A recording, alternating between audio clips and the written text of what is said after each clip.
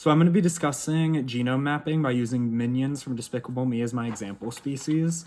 So minions have three main features. They're either one-eyed or two-eyed, one eye being dominant. They either are tall or short, tall being dominant, and they have hair or they're bald, having hair being the dominant feature. So the minion that we'll be focusing on is a minion that is heterozygous, which means it will have one eye, be tall, and have hair. We're going to focus on the different gametes it will produce and the probability of each gamete being produced. First, though, we're going to see what types of minions it would take to breed a heterozygous minion that we have. So here are the two parents, and each parent is homozygous for these different traits. So the first parent has one eye, is tall, and is bald. The second parent has two eyes, is short, and has hair. So we'll take one of the homologs from each parent, and that is how we will end up getting our heterozygous minion that has one eye, is tall, and has hair, and has this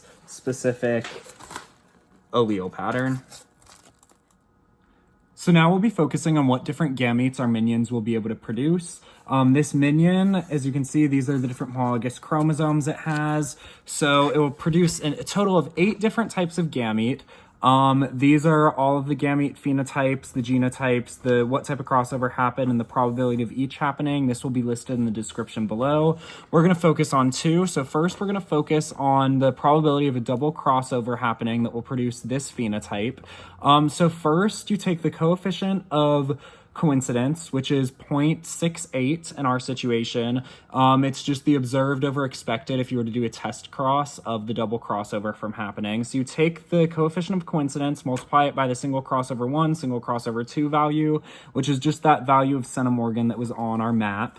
So you multiply those and get this value. This value, though, is just the probability of double crossover from happening. So to get this specific gamete, we need to multiply by 1/2 so that we can get that specific one and not just the probability of double crossover, which yields a 0.2652% chance of getting that gamete. Now we'll focus on single crossover 1, forming this specific gamete. So for that, you just take the centimeter between the two traits that the single crossover 1 has, and you subtract the probability of the double crossover that we just calculated from it to get the probability of single crossover 1 happening.